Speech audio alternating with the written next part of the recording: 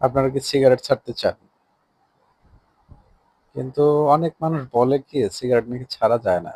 আসলে সিগারেট ছাড়া যায়। তো আপনার সিগারেট ছাড়ার ক্ষেত্রে বড় ভূমিকা কোনটা পালন করবে জানেন?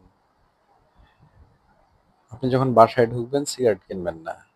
বা যখন অফিসে ঢুকবেন তখনও বা কোনো কাজে থাকবেন তখনও সিগারেট নিয়ে ঢুকবেন না।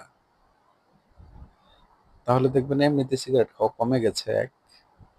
আর দ্বিতীয় যে বিষয়টা হচ্ছে ডিটারমিনেশন। আপনার মনস্থির করতে হবে যে আমি সিগারেটটা খাবো না, সিগারেটটা ছেড়ে দেব। এবং এটা খুব স্ট্রিক্টলি আপনার মানতে হবে।